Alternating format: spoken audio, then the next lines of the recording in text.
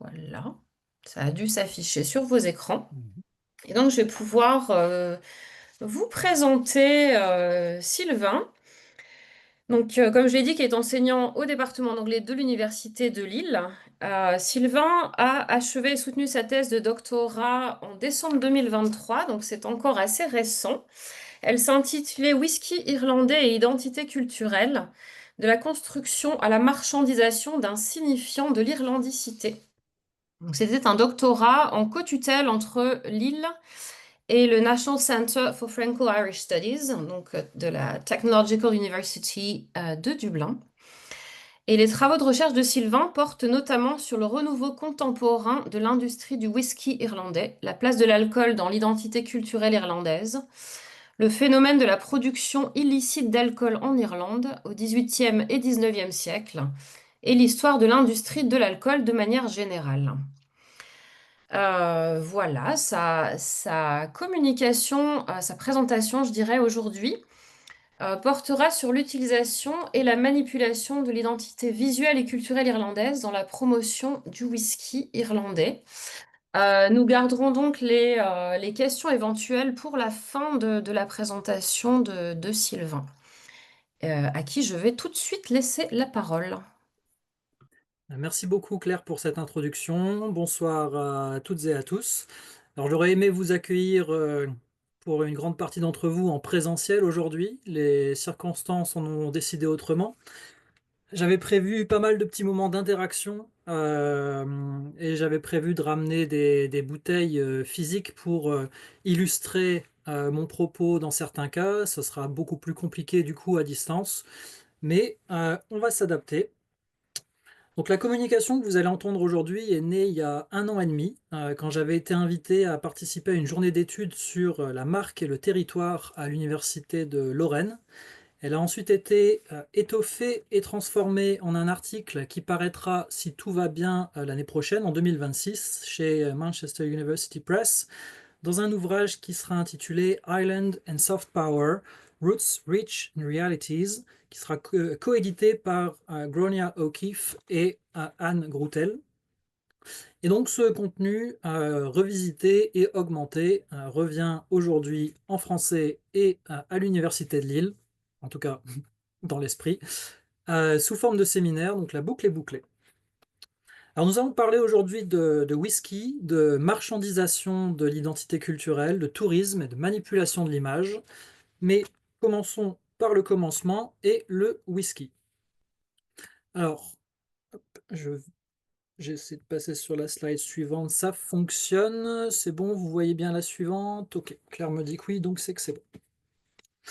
Donc, quand on pense whisky, en général, dans l'imaginaire collectif, on pense plutôt à l'Écosse aujourd'hui. Pourtant, peu de gens le savent en dehors des amateurs éclairés, mais le whisky irlandais a en réalité dominé le marché mondial pendant des décennies. Et la période 1850-1820 est considérée par les spécialistes comme étant l'âge d'or du whisky irlandais.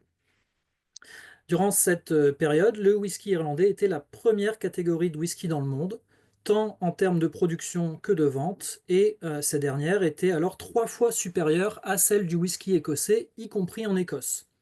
Dans un rapport qui était publié en 1877, la Distillers Company Limited, qui regroupait plusieurs producteurs écossais, affirmait que la demande pour le whisky irlandais était pratiquement illimitée à cette époque-là et que la demande pour le whisky dublinois en particulier était 5 fois supérieure à celle du whisky écossais.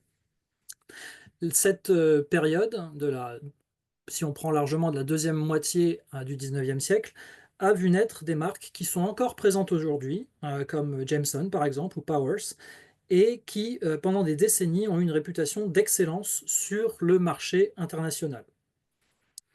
Pour une multitude de raisons sur lesquelles je ne vais pas m'attarder ici, mais qui incluent des événements nationaux et internationaux comme l'Easter Rising de 1916, la prohibition aux États-Unis ou la Seconde Guerre mondiale par exemple, cette industrie a connu un déclin vertigineux au milieu du XXe siècle.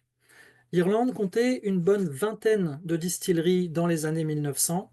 À la fin des années 1970, elle n'en comptait plus que deux, Bushmills au nord et Middleton au sud, toutes deux possédées par un seul groupe, Irish Distillers, qui était donc dans une position de monopole, et les ventes de whisky irlandais avaient chuté à moins de 2% de la population, de la consommation mondiale. Alors à partir de ce constat peu glorieux, on peut être surpris d'apprendre que le whisky irlandais était le spiritueux au plus fort taux de croissance dans le monde dans les années 2000 et 2010. En fait, l'industrie a connu ce qui a été décrit par les amateurs et les professionnels comme une renaissance qui a débuté à la fin des années 1980 avec notamment le rachat du groupe Irish Distillers que j'ai mentionné un peu plus tôt par la multinationale française Pernod Ricard. Cette dernière a fait le pari réussi de relancer la marque Jameson auprès d'un public de jeunes actifs, principalement aux États-Unis. Je vais vous montrer juste quelques campagnes publicitaires des années 2010 qui illustrent bien l'approche de Pernod Ricard et de la marque Jameson à cette époque. Vous voyez ici qu'on met en avant des trentenaires en milieu urbain, jeunes actifs. Donc c'est le public qui était ciblé par Jameson à cette époque-là. Et c'est ça qui a notamment permis de relancer le produit qui avait une image un peu vieillie à cette époque-là. Je reviens rapidement ici. Et donc les chiffres de cette renaissance sont assez impressionnants. On peut mentionner par exemple une augmentation de 220% des exportations entre 2003 et 2013, donc en 10 ans, pour atteindre une valeur totale de 350 millions d'euros. Et dans les années 2010 et au début des années 2020, les annonces de nouveaux projets de distillerie étaient si fréquents qu'elles en devenaient difficiles à suivre. Je vais vous montrer quelques cartes qui seront plus parlantes que des mots. Donc on a ici à gauche la situation entre 1975 et 1986, comme vous le voyez. Donc il ne restait plus que deux distilleries en activité en Irlande. En 2015, vous voyez la situation avec plus de multiples distilleries avec à différentes étapes de développement. Euh, sur la carte suivante, on voit que en 2021, on était aux alentours de 40 distilleries. Je crois qu'on était à 40 en 2023. Et aujourd'hui, on est à environ 50 distilleries sur le territoire irlandais. C'est un chiffre qui se stabilise et qui pourrait même avoir tendance à décroître un petit peu dans les années à venir, du fait d'un marché intérieur et extérieur qui commence à être un petit peu saturé, comme vous pouvez l'imaginer. Et on a même quelques rares exemples récents de fermeture de distilleries en Irlande. On va voir ce que ça va donner dans les années à venir. Donc, de manière assez logique, ce succès commercial a en partie été rendu possible par d'importantes campagnes promotionnelles qui ont mis en avant certaines des qualités, entre guillemets, du whisky irlandais. Parmi ces qualités, l'irlandicité du produit, Irishness en anglais, a souvent été présentée par les producteurs comme un élément de différenciation par rapport à leurs concurrents, à savoir le scotch écossais et le bourbon américain, mais aussi d'autres types de spiritueux en général. Quand le whisky irlandais a vraiment été relancé par Pernod Ricard, il était aussi en concurrence avec la vodka et après avec le gin aussi, donc pas juste avec d'autres types de whisky. Donc, je vous donnerai quelques exemples concrets, évidemment, au cours de cette présentation, mais pour faire simple, pour résumer de façon un peu triviale, les producteurs ont opté pour l'approche pourquoi acheter notre whisky plutôt qu'un autre? Parce qu'il est irlandais. Donc, l'irlandicité est utilisée comme un argument de vente. Pour évoquer cette irlandicité, les marques et leurs agences publicitaires disposent de plusieurs outils dont celui de l'usage à des références visuelles ou géographiques communément associées au territoire irlandais dans notre imaginaire collectif. C'est sur cet aspect que je vais me concentrer principalement ce soir, mais d'autres catégories d'éléments qui sont communément associés à l'identité visuelle et culturelle de l'Irlande seront également évoqués en fin de présentation, par souci d'exhaustivité pour vous donner un peu d'autres exemples. Je vais donc essayer de montrer à travers cette communication comment l'identité visuelle et culturelle est utilisée comme un outil de promotion marketing par cette industrie du whisky renouvelé. Et plus largement, je vais essayer de montrer comment un certain nombre de ces distilleries ont axé leur stratégie marketing et leur communication sur une certaine conception de l'irlandicité associée au produit et qui repose en partie sur des stratégies qui ont déjà été développées et utilisées notamment par l'industrie du tourisme irlandaise, plutôt que sur la promotion des qualités et des caractéristiques intrinsèques du produit, comme le goût, la consistance, le choix des matières premières, etc. Alors, avant de commencer, je vais faire un petit point sur les notions que je vais utiliser parce que un certain nombre d'entre elles sont particulièrement glissantes. J'ai déjà utilisé le terme irlandicité, identité culturelle, territoire, authenticité. Sont tous des concepts aux définitions multiples, complexes, voire parfois contradictoires. Si on prend par exemple le terme territoire que je vais utiliser ce soir, je vais limiter ma compréhension de ce terme à une définition assez simple, voire réductrice, d'une zone géographique délimitée par des frontières, mais il est évident que ce terme pourrait être compris de manière beaucoup plus large, tout particulièrement dans le contexte irlandais. Quand on sait par exemple que 70 millions de personnes à travers le monde se réclament d'une origine irlandaise, ce qu'on appelle généralement la diaspora irlandaise, on peut légitimement se demander si le territoire irlandais se limite effectivement aux frontières de cette île. L'irlandicité diasporique, entre guillemets, ou l'Irlande en dehors de l'Irlande, contribue à définir ce qu'est l'irlandicité, parfois même au sein du territoire irlandais. Comme le souligne Neil O'Boyle, je cite, Irishness can be understood as a regime of representations which transcends but also incorporates national boundaries. Et Mary Robinson, alors présidente de l'Irlande, déclarait en 1995 Irishness is not simply territorial. Et quid du pub irlandais qu'on a souvent analysé, qui a souvent été analysé comme un lieu qui permet de véhiculer une certaine image, un certain sens de l'Irlande en dehors des frontières nationales, à travers ce que Mark McGovern a appelé le tourisme sans voyage. Ces établissements peuvent en effet offrir au public étranger leur première et parfois unique expérience de l'Irlande, avec beaucoup de guillemets pour le coup, et des Irlandais, pareil, entre guillemets. Donc ces endroits, ces lieux jouent un rôle significatif dans la construction d'une perception extérieure, souvent mondialisée, de l'irlandicité. Alors vous comprenez bien que je ne vais pas pouvoir faire ça pour chacune des notions un peu glissantes qui vont être utilisées dans cette communication, mais on gardera donc à l'esprit que ces notions sont particulièrement complexes et qu'elles doivent être manipulées avec une certaine précaution. Enfin, un point important avant de vraiment entrer dans le vif du sujet, je dois préciser que cette utilisation de l'identité visuelle irlandaise dans la promotion du whisky irlandais n'est évidemment pas l'unique axe de promotion qui est utilisé par l'industrie.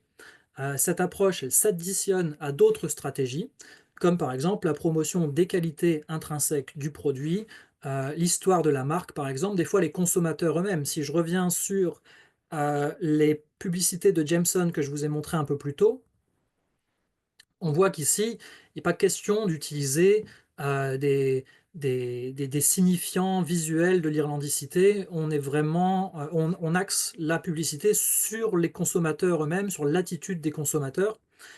Donc, il ne s'agirait pas de penser à la fin de cette présentation que la publicité pour le whisky irlandais s'appuie exclusivement sur l'utilisation de paysages stéréotypés ou ce genre de choses. Parce que c'est les exemples que je vais utiliser forcément dans cette présentation, mais il faut bien comprendre que d'autres approches sont également utilisées. Et l'utilisation, comme je l'ai dit, des paysages et des signifiants visuels, culturels de l'irlandicité est suffisamment notable pour faire l'objet d'une analyse à part entière.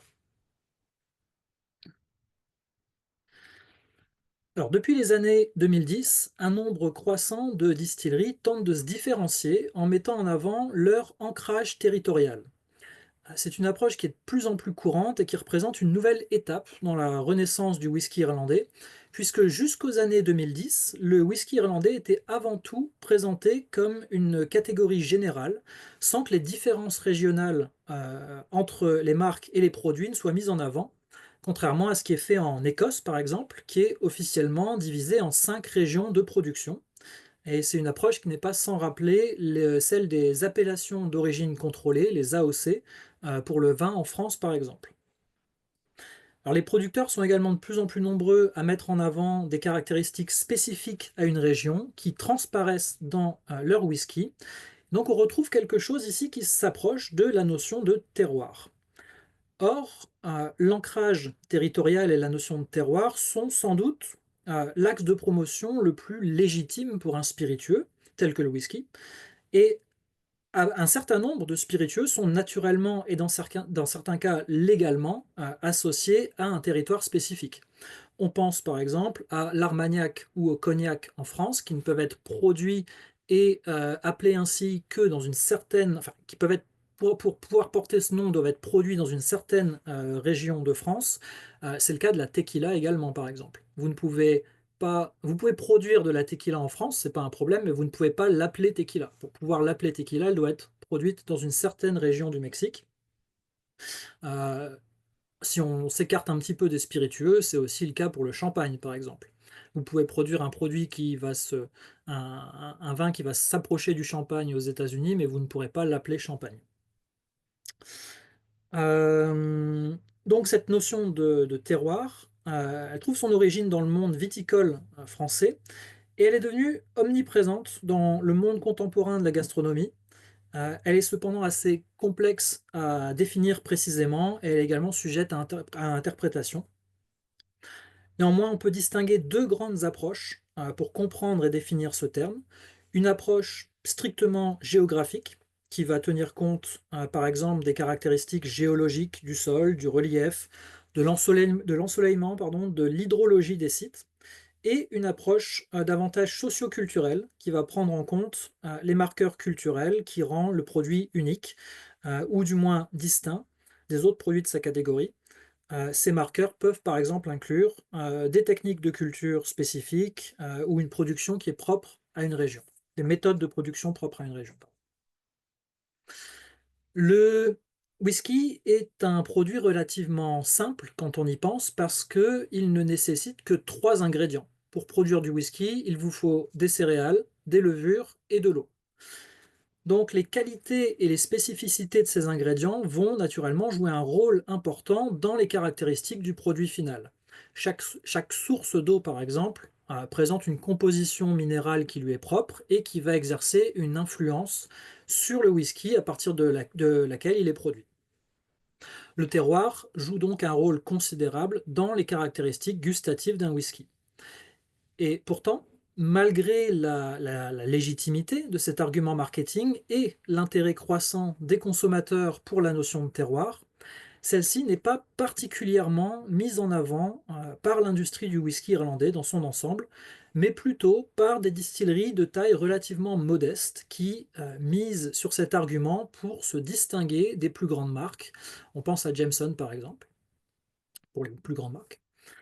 Et dans un rapport qui avait été publié en 2013, Bord Bia, donc une agence gouvernementale irlandaise dont le but est de promouvoir les produits alimentaires irlandais, reconnaissait le potentiel inexploré et inexploité pardon, de cette approche de mise en avant du territoire. Je vais vous lire la citation que vous voyez normalement à l'écran. There is a significant opportunity to leverage the ingredients and distillation environments specific to geographical location in Ireland in order to build unique flavor profiles for whiskey. This opportunity remains largely untapped for Irish whiskey. Et donc dans ce contexte de renaissance du whisky irlandais, alors que les distilleries sont désormais implantées, comme vous l'avez vu sur les cartes que je vous ai montrées partout dans le pays, l'idée d'une régionalisation, à l'image du modèle écossais par exemple, semble effectivement particulièrement pertinente. Et depuis une quinzaine d'années environ, on commence à trouver des marques qui s'appuient sur l'identité culturelle et visuelle de leur région pour promouvoir leur whisky. La distillerie artisanale Messil, par exemple, présente l'utilisation de la tourbe comme une caractéristique du terroir du Connemara. Je vous mets ici une citation qu'on retrouve sur leur site internet, une capture d'écran également. Donc, vous explique que the whiskey we produce will be primarily peated, donc peated tourbé, to reflect the terroir of our native Connemara. 100% Irish barley, oats, wheat, and rye will be sourced as close to home as possible and will help create spirit with bold and pronounced personality. Et elle appuie son propos en utilisant les paysages iconiques, emblématiques de la région. Je vous laisse le temps de regarder tout ça. Donc ça, c'est ce que vous pouvez trouver si vous allez sur leur site internet en fond. Et c'est ce qu'ils utilisent aussi dans leur communication, par exemple, sur les réseaux sociaux. La distillerie, l'exemple suivant que je vais vous montrer, donc la distillerie Sleeve League, dans le comté de Donegal, de son côté, met en avant le caractère salin de ses whiskies qu'elle attribue à l'air de la côte atlantique. Et elle affirme sur son site internet que ces spiritueux, je cite, pardon, capture the essence of this wild coastal land and its people. Encore une fois, en mettant en valeur les paysages typiques de cette région. Ici, j'ai fait une capture d'écran, mais il me semble que si vous allez sur le site internet, tout ça est animé. Vous voyez la mer bouger, etc. Je vous laisse regarder aussi ce qui est indiqué donc sur leur site où on vous montre voilà, que c'est une a place apart, etc.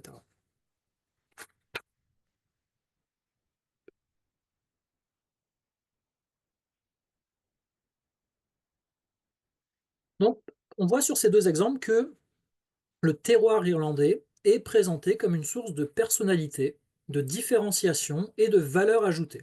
Ce qui, encore une fois, est une approche, comme je l'ai expliqué juste avant, tout à fait légitime. Il n'y a pas de problème particulier avec cette approche. On constate même que certaines marques semblent presque faire davantage la promotion de la région dans laquelle leurs produits sont élaborés que des produits eux-mêmes.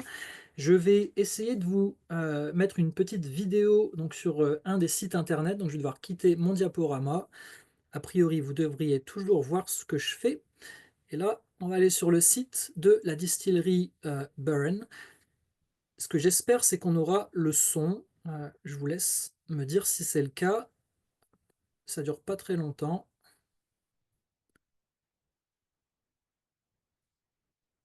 Est-ce que vous entendez quoi que ce soit? Bon, c'est pas grave. J'imagine qu'il faudrait pour cela que je touche au réglage. Je vous laisse regarder la vidéo du coup sans le son. De toute façon, les images sont presque plus importantes que ce qui est dit.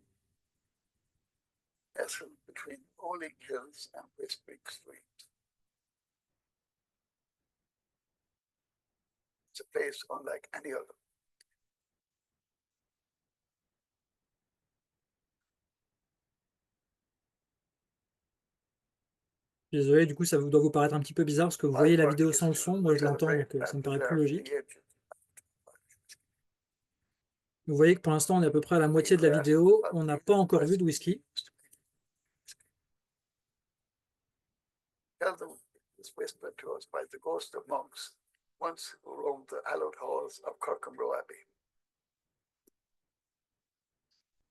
Pour l'instant, je pense que vous serez d'accord avec moi, on dirait davantage une vidéo promotionnelle pour la région des Burren en Irlande plutôt que pour un whisky.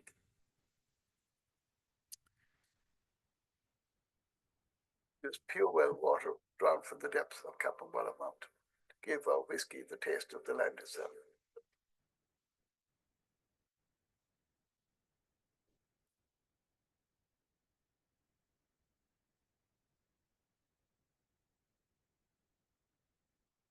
It's grown with care by local hands and malted on site.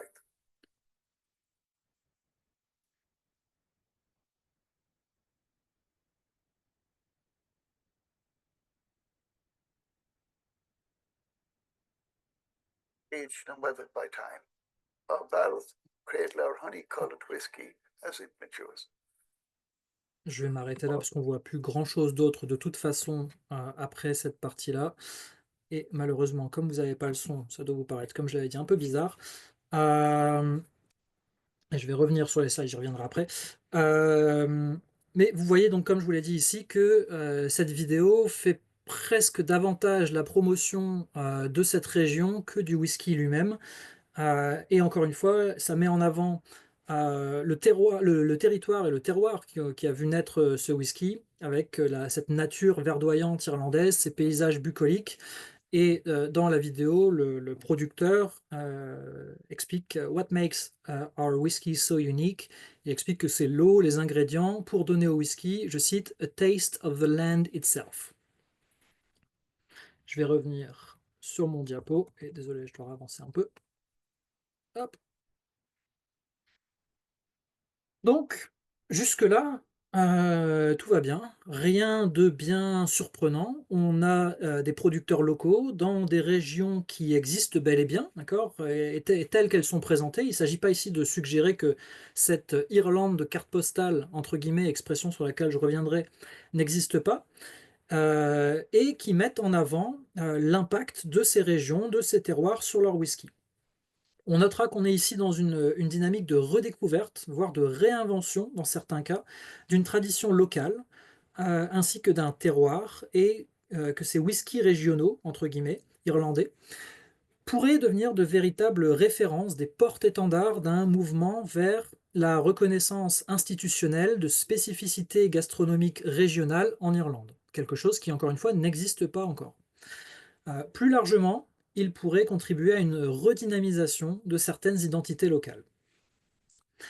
Mais si l'influence du terroir irlandais peut être présentée de manière concrète par certains producteurs, comme on l'a vu là, quoique quand on regarde le message qu'il y a ici, on est déjà dans quelque chose qui est finalement plus notionnel que concret. Pour d'autres, la notion de terroir et de territoire révèle aussi souvent davantage de l'aura mythique qui entoure l'Irlande et l'idée d'irlandicité.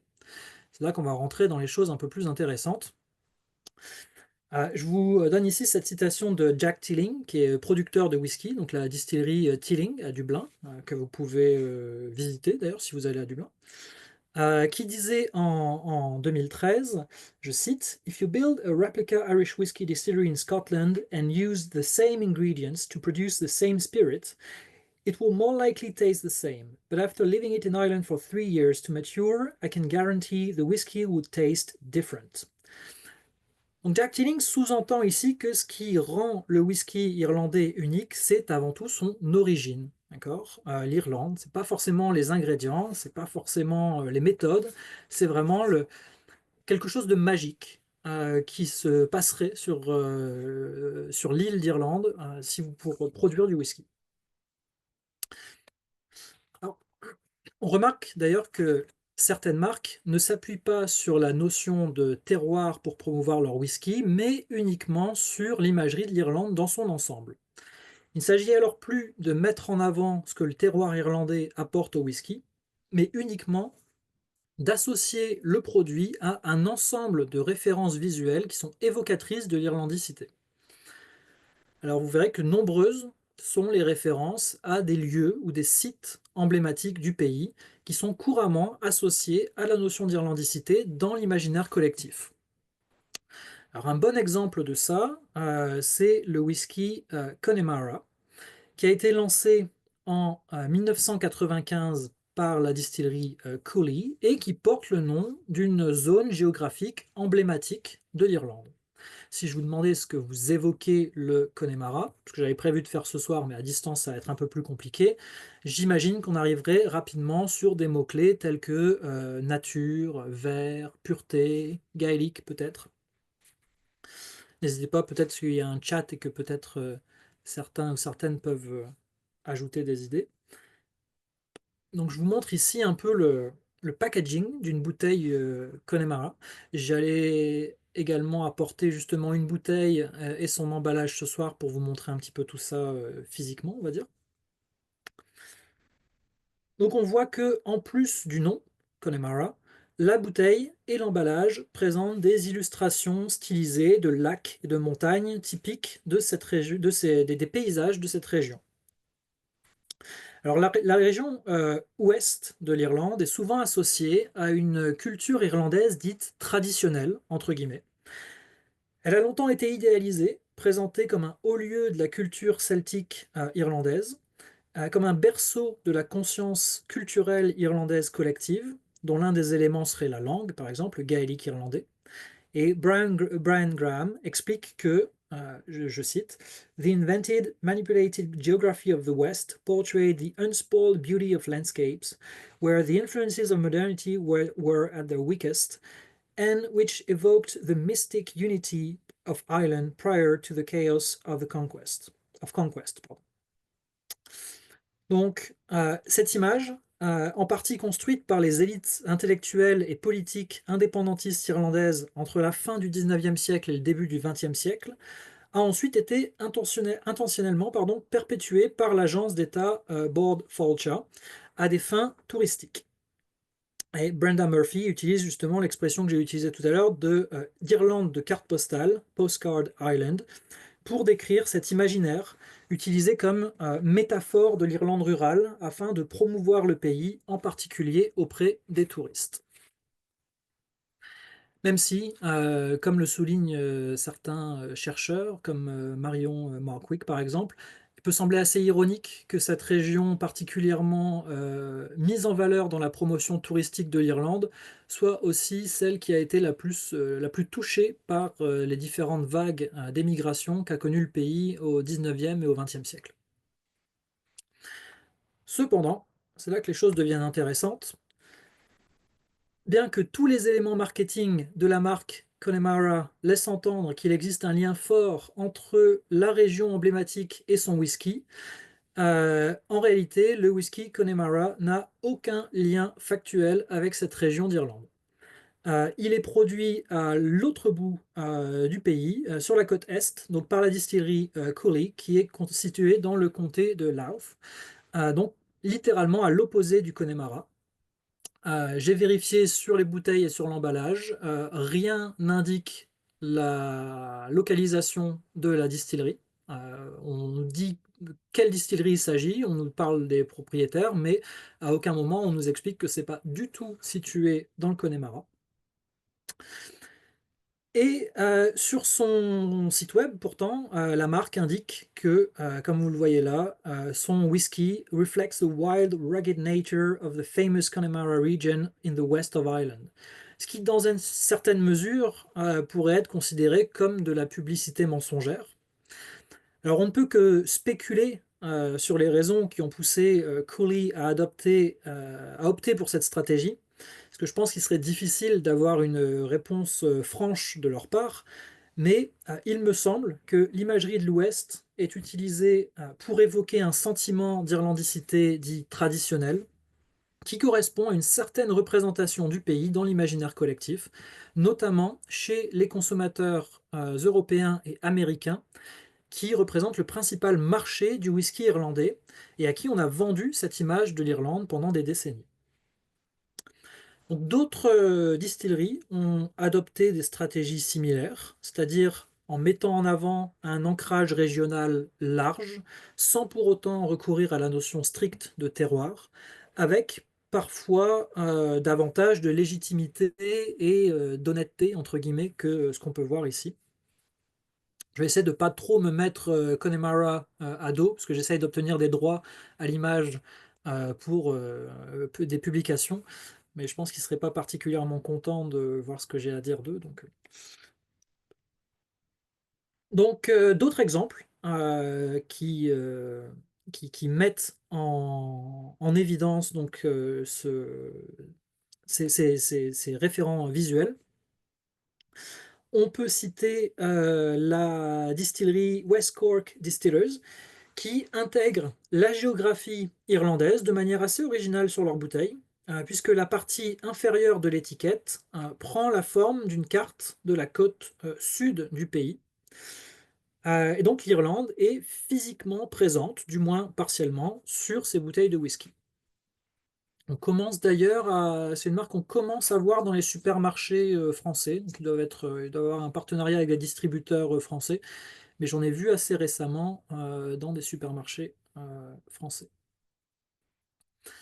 Autre exemple, la distillerie Hyde, qui fait quant à elle une utilisation considérable des paysages irlandais dans ses campagnes publicitaires sur les réseaux sociaux.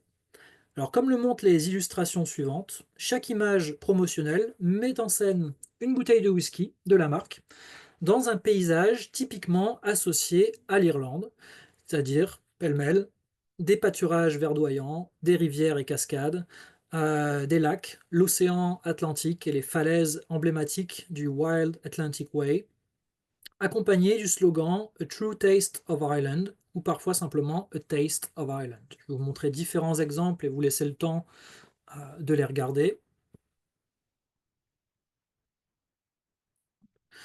Là, c'est une capture d'écran donc sur les réseaux sociaux.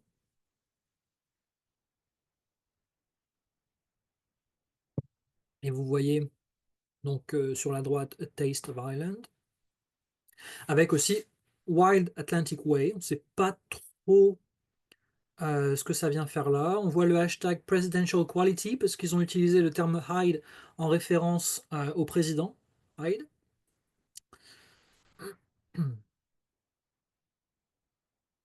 Je continue. Ici encore. Hyde Irish Whiskey, A True Taste of Ireland. Donc dans une cascade. Hop, et voici un petit résumé un peu de ce qu'on peut trouver dans leur communication sur Internet. À noter au passage que euh, Hyde ne possède pas de distillerie. Hyde est en fait ce qu'on va appeler un embouteilleur. Ils achètent des fûts dans des distilleries existantes pour produire leur whisky, ce qui est parfaitement légal, hein, il y a beaucoup de marques qui font ça, mais Hyde n'a pas de terroir, entre guillemets, n'a pas de territoire. Elle fait venir ses fûts de différentes distilleries irlandaises de façon. C'est pas quelque chose qui est spécifié, on ne sait pas d'où viennent les fûts. Donc, encore une fois, dans ces exemples, sont les paysages irlandais et non le terroir irlandais qui sont utilisés comme un argument de vente. Le consommateur est ainsi invité à, je cite, goûter l'Irlande, à consommer l'irlandicité à travers le whisky, et donc d'une certaine façon à voyager à travers la consommation du produit. Cette image bucolique de l'Irlande, qui est construite sur les paysages, s'inscrit dans ce que Brian Graham a décrit comme the stereotypical mysticism that continues to characterize so many redemptions of Ireland and Irishness.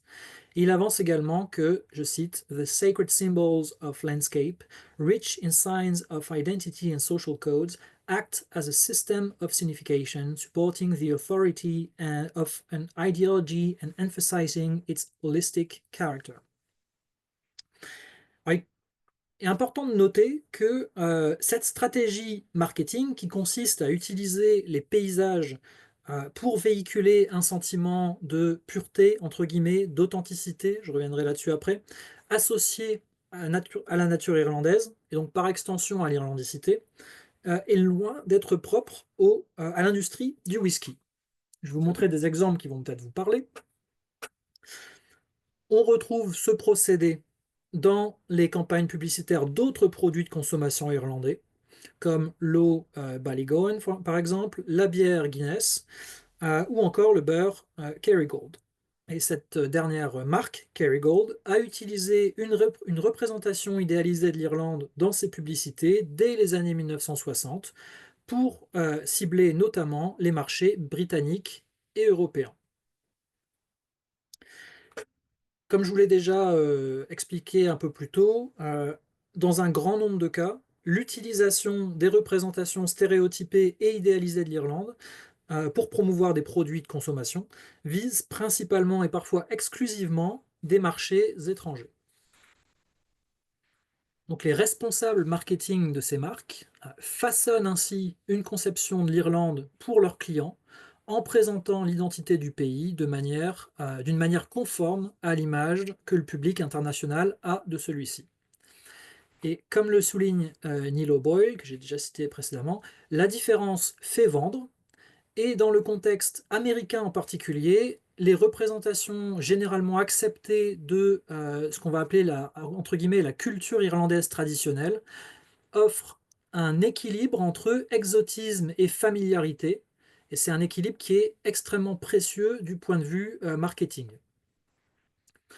On notera cependant que, comme l'a montré par exemple Carmen Cooling, euh, ce type de publicité cible aussi les consommateurs irlandais dans certains cas. Elle leur propose une vision romantique de l'Irlande à travers sa nature verdoyante, et notamment à une époque où ces consommateurs perçoivent parfois une forme d'américanisation de la culture irlandaise, un phénomène qui a été accentué par les effets de la mondialisation. Donc l'objectif de cette approche est de transmettre une image de qualité en associant le produit à l'image d'un territoire, entre guillemets, naturel et vert. Et cette stratégie, qui repose sur une vision de l'Irlande comme une île mythique à la nature préservée, qui serait donc nécessairement, pardon, je peux mal formuler ma phrase, mais cette stratégie qui repose là-dessus serait, cette nature, pardon, préservée, cette île mythique à la nature préservée, serait nécessairement synonyme de produits agricoles de grande qualité.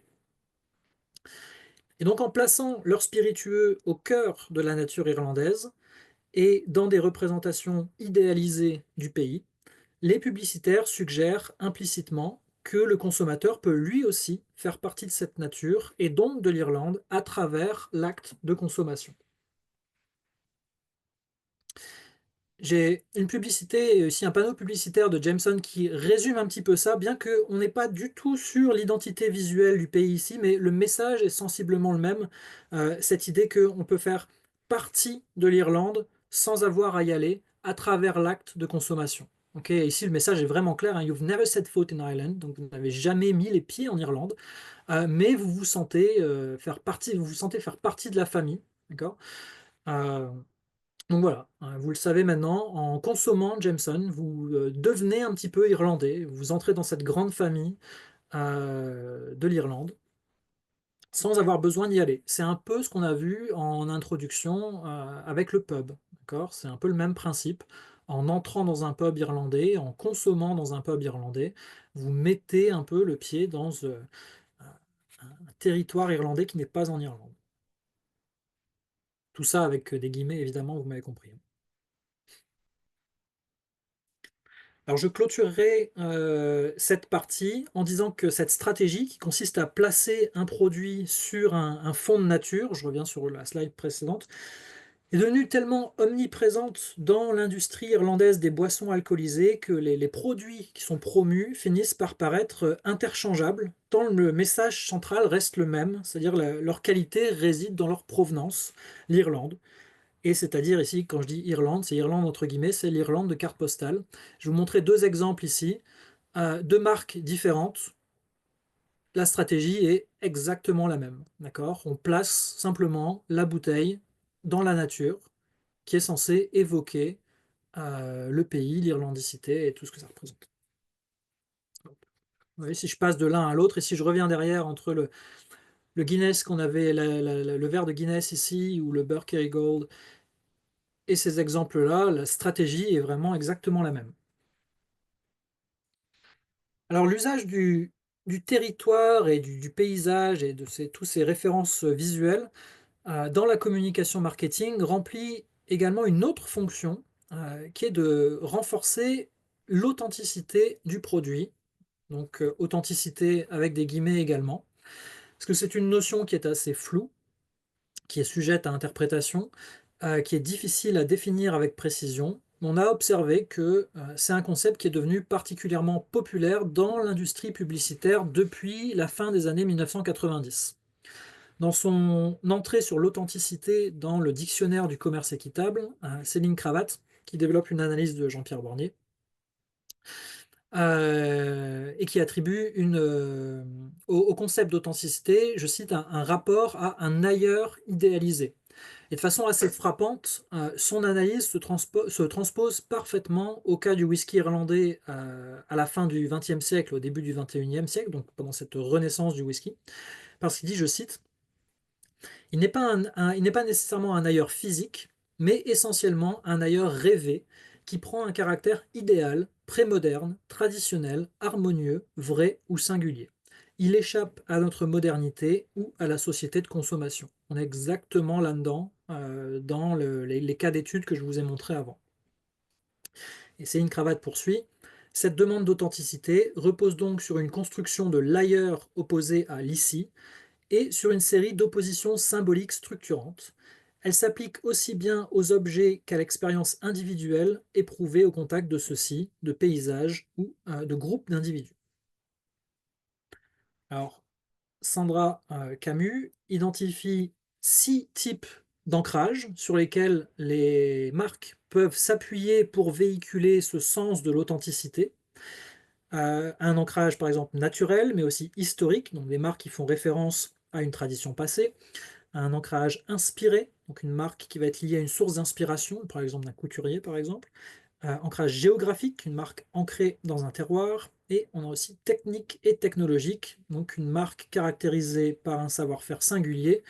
Et enfin, un ancrage socio-culturel, donc une marque rattachée à une communauté, aux us et coutumes particuliers. Et on voit que quand l'industrie du whisky, qui par ailleurs mobilise ces 6 facteurs à des degrés divers, quand elle fait référence, quand elle utilise pardon, des références visuelles au territoire irlandais, ça lui permet, rien qu'avec cette utilisation, de convoquer jusqu'à 4 de ces dimensions, la nature, la géographie, l'histoire et les spécificités socioculturelles. Alors jusqu'à présent, je vous ai montré des paysages donc de nature, entre guillemets, et c'est souvent à ce genre de paysage qu'on va associer l'Irlande, mais certaines distilleries qui ont des liens historiques forts avec des zones urbaines du pays ont choisi d'utiliser des paysages urbains dans certaines de leurs campagnes promotionnelles. Et vous vous doutez que ces paysages urbains évoquent presque exclusivement la ville de Dublin, parce que la capitale de l'Irlande peut être perçue comme un symbole, un signifiant de l'irlandicité, non seulement en raison de son statut de capitale, évidemment, mais aussi à travers les nombreuses références qui lui sont faites dans la littérature irlandaise, par exemple. On pense évidemment à James Joyce, ou encore grâce à ses attractions touristiques, telles que la brasserie Guinness ou le quartier de Temple Bar, qui est considéré comme, on va mettre beaucoup de guillemets également, l'incarnation de la culture des pubs. Quiconque a déjà été à Temple Bar sait ce qu'il en est en réalité. C'est l'image en tout cas que ça renvoie auprès d'un public international de touristes. Et cette dernière, cette culture des pubs, est souvent perçue comme un élément essentiel de l'identité culturelle irlandaise. Elle englobe des notions telles que le crack, la convivialité, une certaine forme de joie de vivre, et tout ça sur sur fond pardon, de musique traditionnelle irlandaise. Et donc la marque Jameson notamment, qui est de loin la première marque, en tout cas la plus importante de whisky irlandais en termes de vente et de consommation dans le monde et en Irlande. Cette marque fait régulièrement référence à ses origines dublinoises dans ses campagnes publicitaires. Parmi ses slogans, on peut voir celui qui apparaît ici à l'écran, hein, donc Born in the Streets of Dublin. Vous avez aussi Dublin Spirit since 1780. Vous avez Wherever I roam, it's Dublin, my heart calls home. J'avais une bouteille ici. Vous aurez peut-être un peu du mal à la voir, en plus c'est un peu flouté, mais sur laquelle apparaît, c'était une édition limitée qu'ils avaient fait pour la Saint-Patrick en 2015, je crois. Et en fait, sur cette bouteille, on voit une carte du centre de Dublin avec voilà, vous avez la Liffey River qui est indiquée, Abbey Street, etc. Donc les rues Dame Street, les rues importantes du centre de Dublin. avec comme slogan Born in the streets of Dublin, qu'on voit vraiment apparaître bien en grand au milieu de la bouteille, dans un cœur, d'accord, qui a aussi pour effet de venir personnifier un petit peu la ville. Et un peu comme dans le cas de Connemara, peut-être un petit peu moins grave, disons, ce que ces campagnes publicitaires ne montrent pas, c'est que Jameson n'est plus produit à Dublin depuis plus de 50 ans. Donc, vous verrez si vous cherchez un peu des publicités sur Jameson, ils font une communication assez énorme autour de la ville de Dublin. Or, la distillerie historique de Jameson à Dublin a fermé en 1971. Vous pouvez encore la visiter aujourd'hui, mais sous forme d'un musée interactif. Et la production a été transférée dans les années 70 à la New Middleton Distillery dans le comté de Cork, donc au sud du pays. Donc là encore, on va peut-être pas parler de publicité mensongère parce que Jameson est bien né dans les rues de Dublin, mais ces campagnes peuvent induire en erreur le consommateur. On leur met dans la tête, on associe le produit avec la ville de Dublin et tout ce que ça peut renvoyer en termes d'imaginaire dans l'imaginaire collectif. On va associer le whisky à une vision assez romantique et idéalisée de Dublin, alors que le whisky n'y est plus produit. Et donc, à travers de ces procédés, les identités culturelles et visuelles irlandaises sont manipulées, réinventées, standardisées, marchandisées. Et ce phénomène qui consiste à utiliser des paysages, qu'ils soient naturels ou urbains, pour transmettre un sentiment d'héritage et de tradition, fait écho à une analyse de Fintan O'Toole, qui est citée par Catherine Maignan, et qui remarque que, je cite, On the one hand, landscape is no longer to be understood as a function of place or space, but it is to be aestheticized into a narrative, a story. It ceases to be geography and becomes history. Time and space, in other words, become mixed up together. History is suspended in a commodified sense of place. Il est important de souligner que la marchandisation de la culture irlandaise à travers l'utilisation de paysages et de représentations visuelles spécifiques n'est ni un phénomène nouveau, ni propre au secteur des biens de consommation. John Fanning, je suis peut-être pas dans le bon ordre, ou alors il me manque une slide. Attendez, je vérifie juste. Non, c'est pas grave, on va quand même mettre celle-là. Donc, John Fanning, ancien président de McConnell's, la plus ancienne agence de publicité d'Irlande, qui était citée par Neil O'Boyle, note que l'Irlande est une des pionnières de ce qu'on appelle le nation branding. J'aurais un peu du mal à le traduire en français, mais c'est l'idée de transformer une nation en une marque. Et le nation branding a été décrit comme une pratique commerciale qui est apparue à la fin de la guerre froide pour faciliter la redéfinition et le repositionnement des nations dans le récit de la mondialisation. C'est un concept qui joue un rôle central dans la marchandisation des cultures nationales. Et dans le contexte irlandais, avec le soutien, voire l'impulsion de l'État, le pays est devenu une marque, entre guillemets, dans l'industrie touristique dès les années 1950, avec tout ce que cela implique en termes de valeur et d'image. Donc la construction de Brand Island, la marque Irlande, par Bord Fáilte, qui est devenu aujourd'hui Fáilte Island, au milieu du XXe siècle, a contribué à l'expansion du soft power de l'Irlande et influence encore aujourd'hui la manière dont est perçu le pays dans le monde. Les codes visuels et l'imagerie développée à cette époque à des fins touristiques sont encore largement utilisés aujourd'hui, et donc y compris dans la publicité pour le whisky irlandais. Vous voyez ici la publicité pour l'Irlande, d'accord, par Fáilte Island, euh, qui est très proche de ce que je vous ai montré tout à l'heure. Il suffirait de rajouter une bouteille de whisky ici au premier plan pour que ça fonctionne pour une publicité pour le whisky. Avec cette idée, donc make a break for it, cette idée d'un pays encore voilà, pré-moderne, un peu préservé des assauts de la modernité. Excusez-moi, je bois un peu.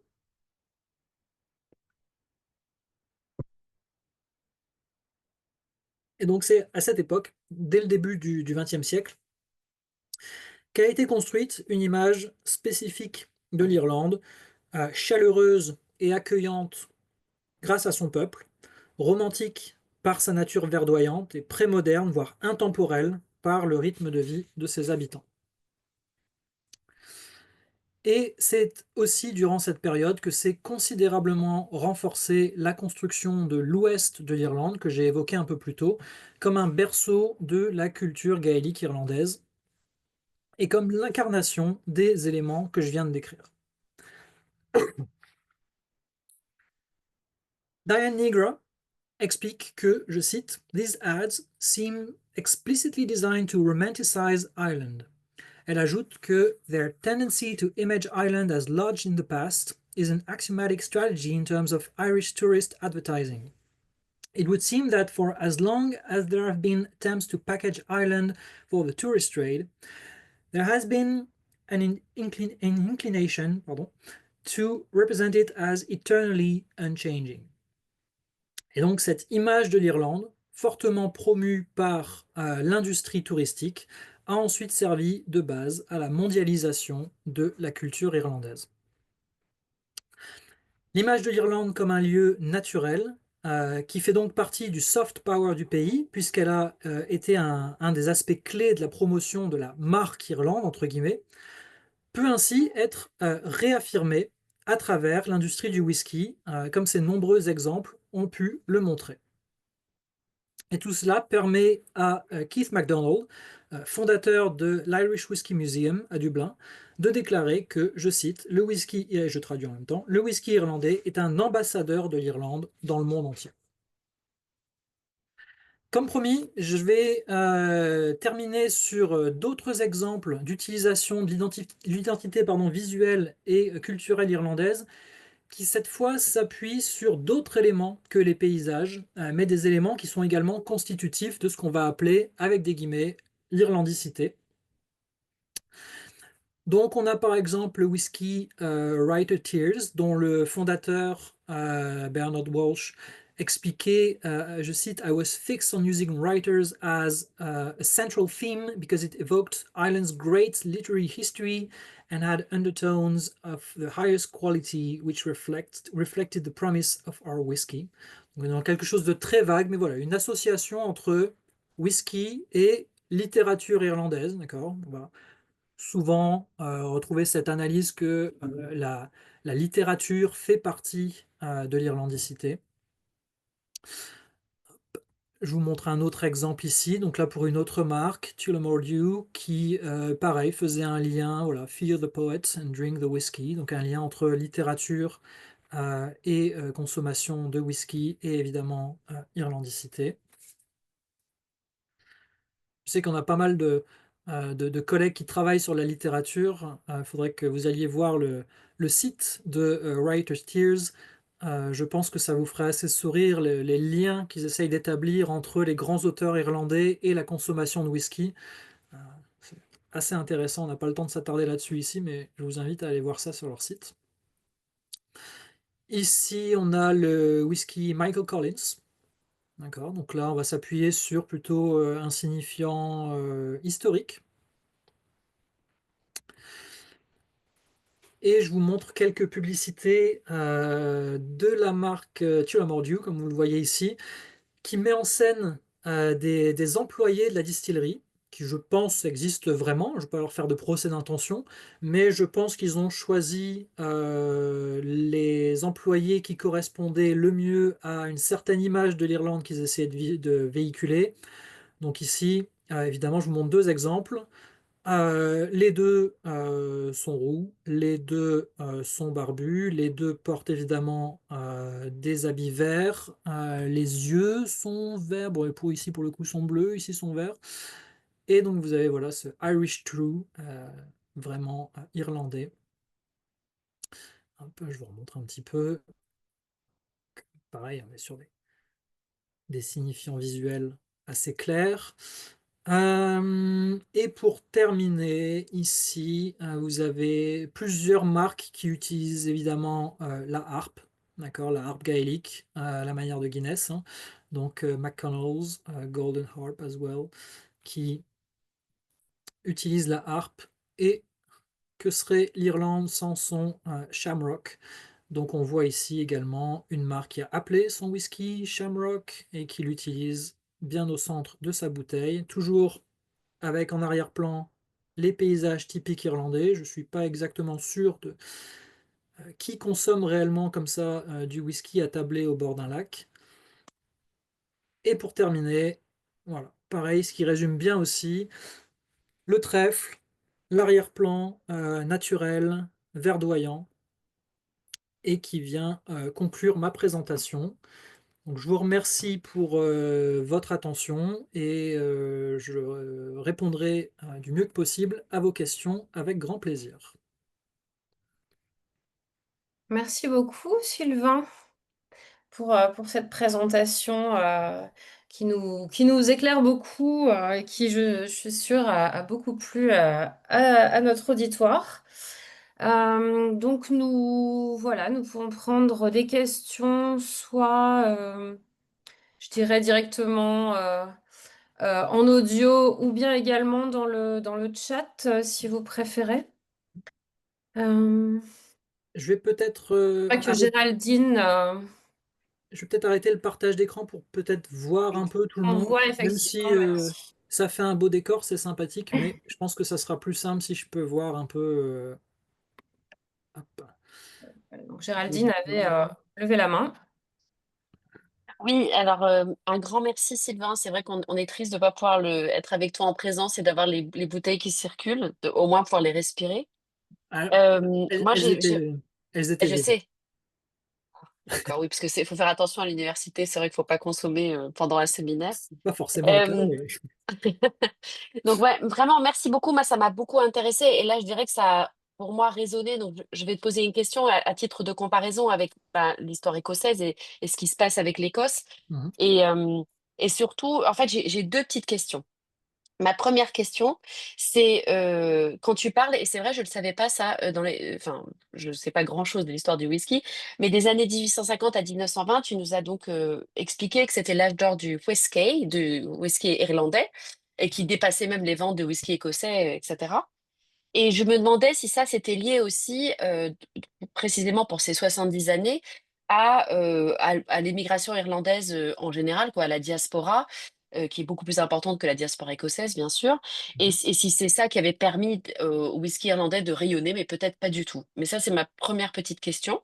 mhm. Et ma deuxième question, si tu me permets d'embrayer, parce que peut-être tu Bien voudras sûr. répondre de manière globale, c'est vraiment, j'ai beaucoup aimé tout ce que tu montres sur la vente, vendre la marque Irlande, en fait.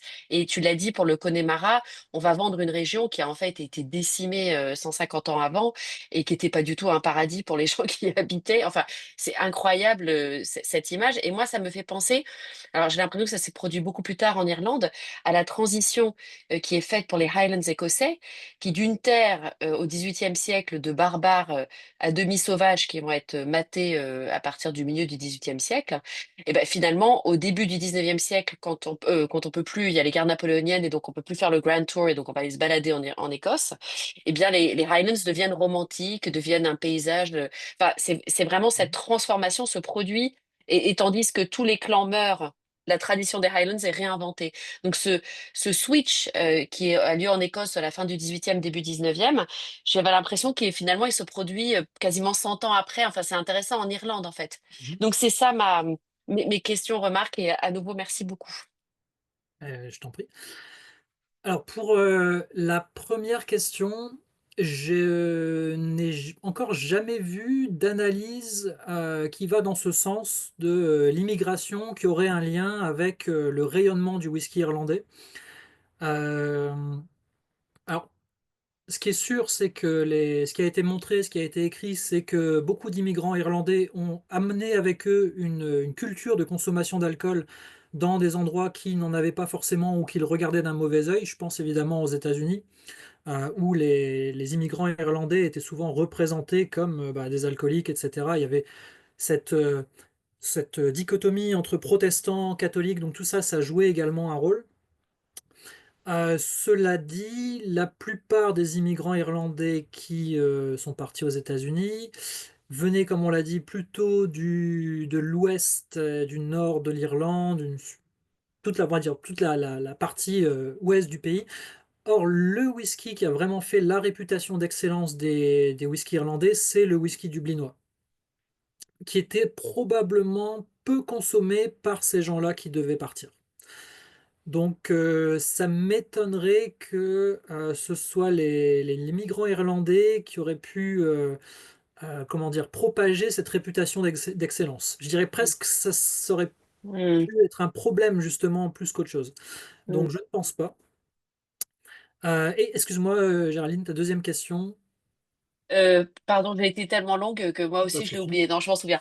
Non, ma deuxième question remarque, c'est plutôt est-ce que toi, quand tu as travaillé donc sur tout forcément, tu as vu l'Écosse et tu nous en as parlé quand on Mhm, pense whisky.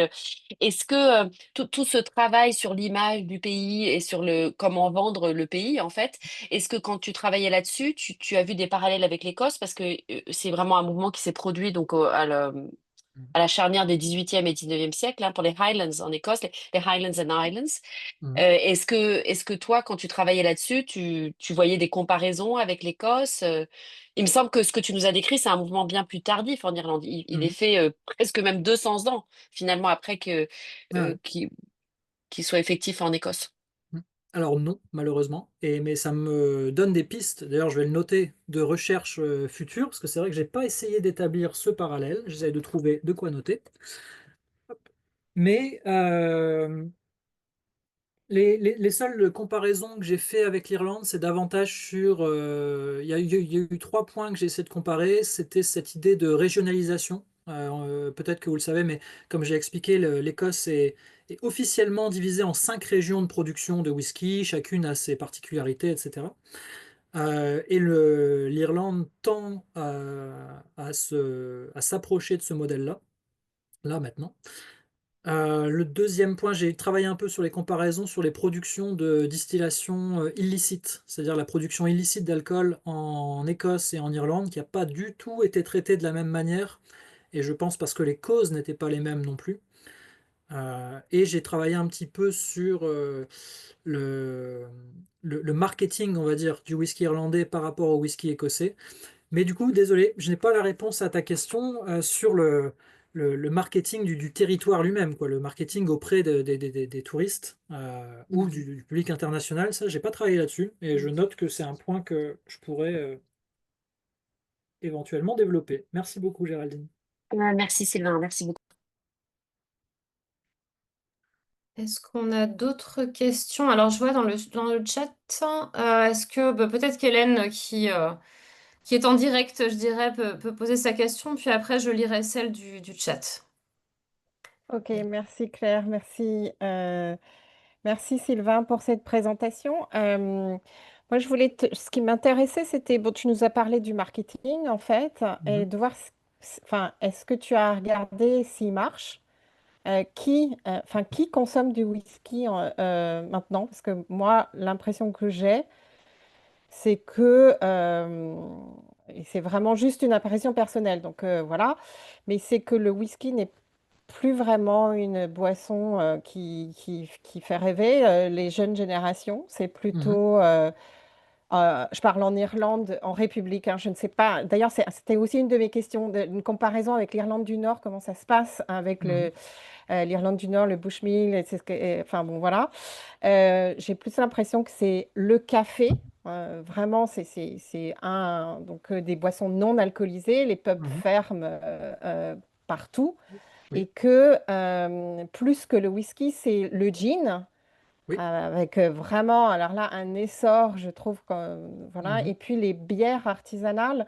oui, Bon, donc voilà, je voulais ton avis là-dessus. ouais.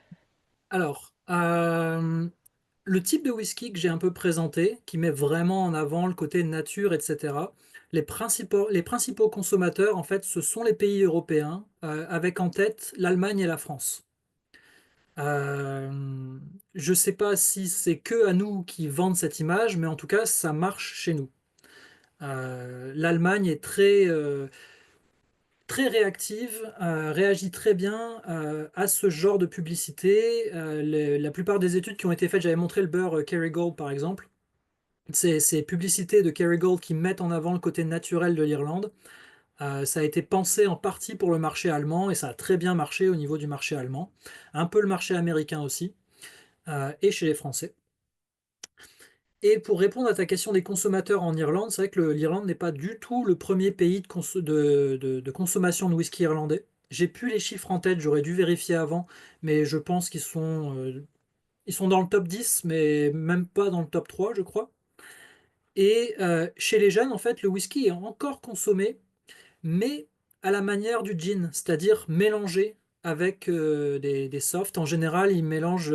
Jameson a fait quasiment toute sa publicité, tout son retour sur Jameson Ginger and Lime.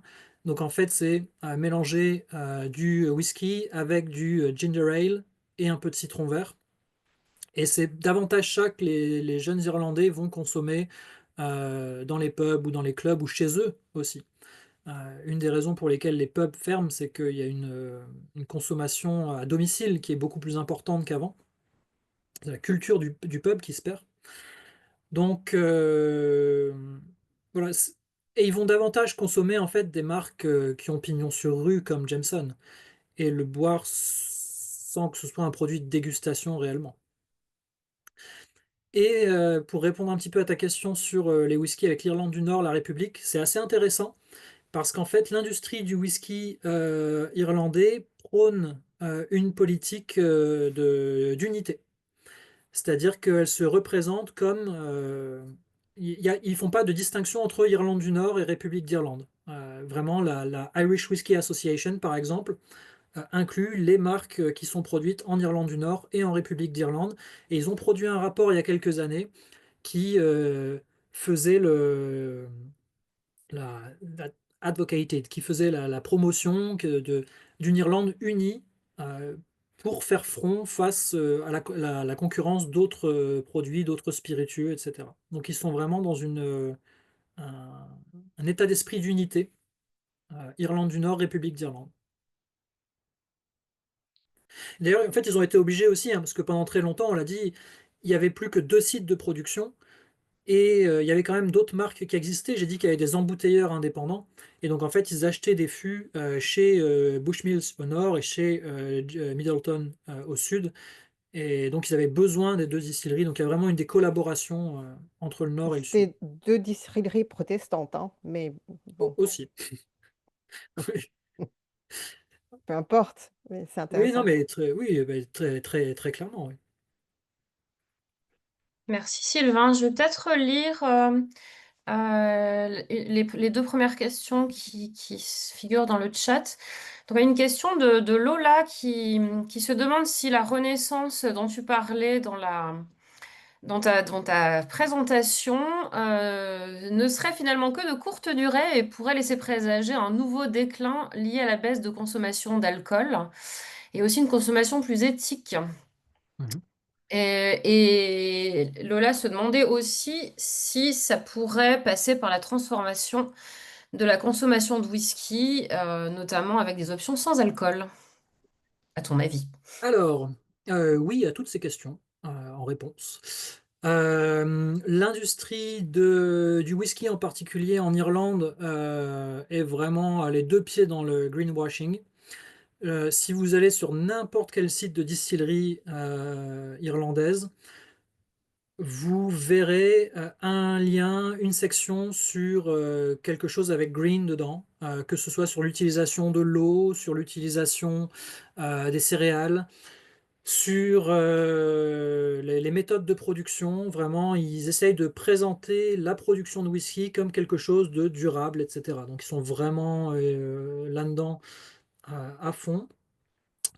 Donc ça, c'est pour voilà, la consommation éthique et durable. En tout cas, ils essayent de se présenter comme des marques éthiques, durables, en faisant des donations à des associations pour la protection de l'environnement, de l'eau, etc. Je dis, sur tous les sites, vous verrez qu'il y a quelque chose là-dessus, il y a une section là-dessus, avec une réalité qui est plus ou moins fondée, hein. Euh, Je pense que pour certaines marques locales, c'est probablement assez vrai. Pour d'autres marques internationales, à mon avis, beaucoup moins.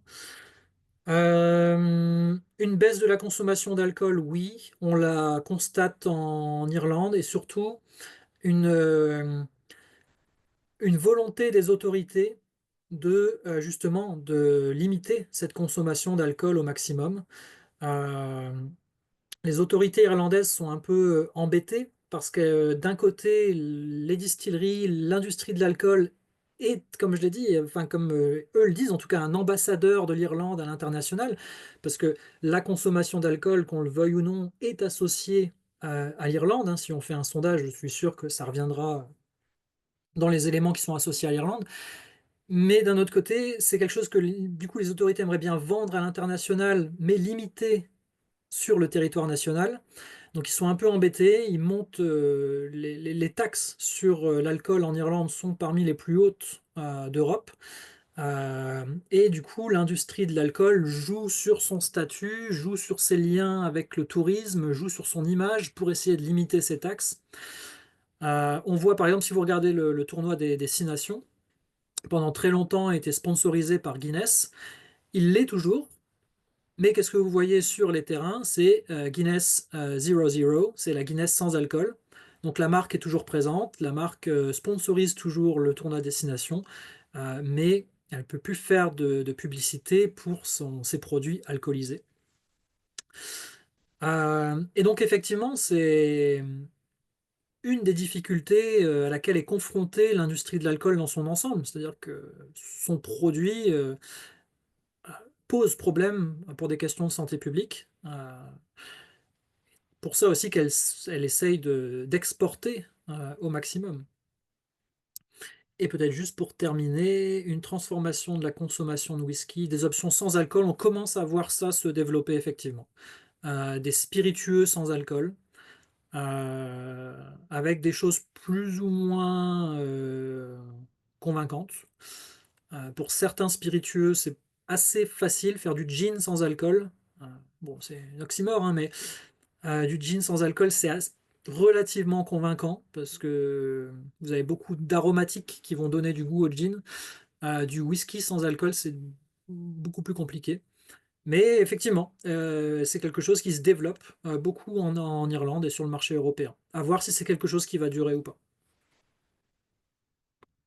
Merci Sylvain. Il y avait aussi une question sur la perception du branding, nation branding par les locaux. Bonne question. Je me permets de regarder la question en même temps. C'est Garance qui... Oui, oui, je vois du coup la question. Euh, les, les discussions que j'ai pu avoir avec des Irlandais, ils sont de manière générale assez ouverts à l'idée. Ils sont bien conscients que leur image est un petit peu manipulée à l'international, que l'image de leur pays est un petit peu manipulée et utilisée à des fins commerciales à l'international. Mais en général, ils le prennent assez bien, étonnamment. Euh, et je dirais qu'on on le voit si on prend par exemple les États-Unis. Vous savez qu'il y a eu pas mal de scandales sur des noms, par exemple, d'équipes de football américain ou de hockey sur glace ou des choses comme ça, qui utilisaient des noms. Vous aviez les Redskins, par exemple, qui faisaient référence aux Indiens d'Amérique, qui posaient problème. L'équipe a dû être renommée, etc. Vous avez encore des noms d'équipes comme les Fighting Irish, par exemple, euh, qui a priori pose très peu de problèmes. Il y a des gens qui disent bon, c'est un peu une image dégradante de l'Irlande, etc. Mais en fait, ils s'en plaignent pas trop. Et j'ai eu beaucoup d'exemples comme ça d'Irlandais qui trouvaient ça finalement plutôt marrant et qui disaient ben, tant qu'on parle de nous, c'est une bonne chose. Donc, en tout cas, il y a assez peu de voix qui s'élèvent contre ce nation branding. Et aussi parce que ben, économiquement, c'est intéressant pour l'Irlande, hein, donc, Et une dernière question dans le chat portait sur l'alcool illicite justement et s'il y avait une transition similaire à celle du whisky. Je suis pas sûre de bien comprendre la question. je la lis également.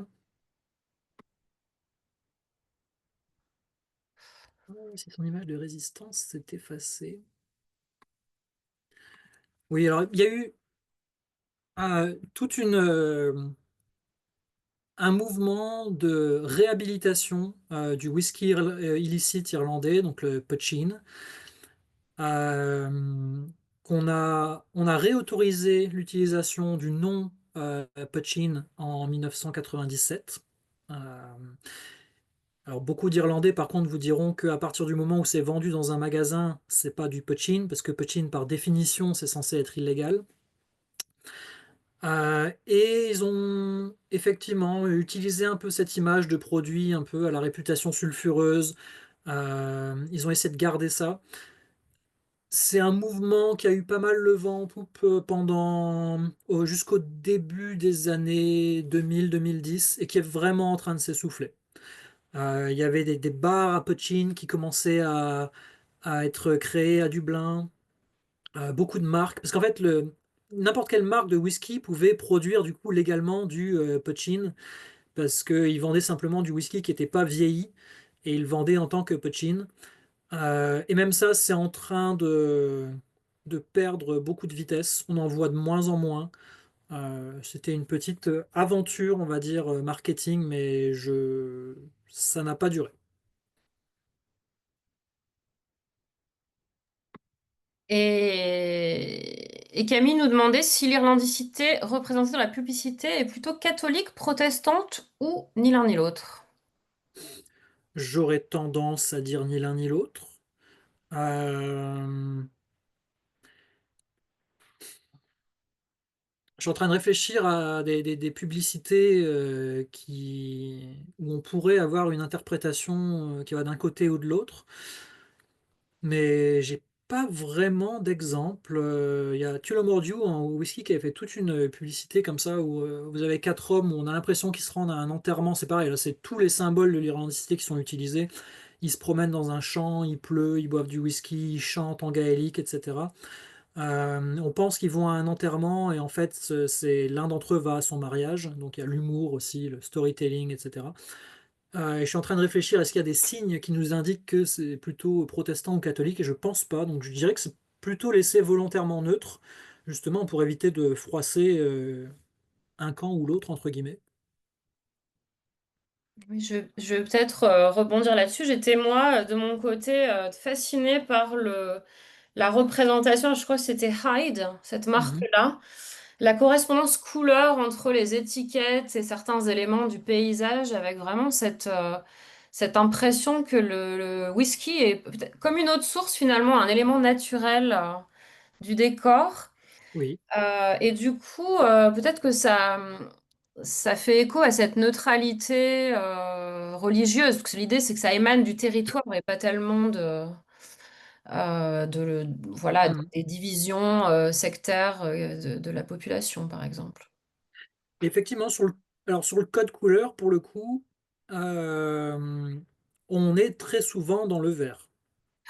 Mais J'ai ça montrait des pubs en fait où on avait voilà, un paysage maritime avec des bleus, un Mhm. paysage effectivement. Mhm. C'est assez recherché quand même en termes de code couleur, c'est Ouais, ouais. Et ce que fascinant. je veux dire, c'est que j'ai aucune marque qui me vient à l'esprit là qui utiliserait un code couleur justement plutôt orange, si vous voyez ce que je veux dire. Même en provenance d'Irlande du Nord, je pense qu'ils ont bien conscience que la couleur qui est associée à l'Irlande à l'international, c'est le vert, et c'est vraiment la couleur qui est appuyée. Quand il y a une couleur qui est choisie, en général, c'est le vert. Donc, mais je pense pas que ce soit particulièrement quelque chose qui soit lié à la religion, hein. Je pense que c'est plus simple que ça. C'est que voilà, Irlande, vert, Shamrock, c'est gagné.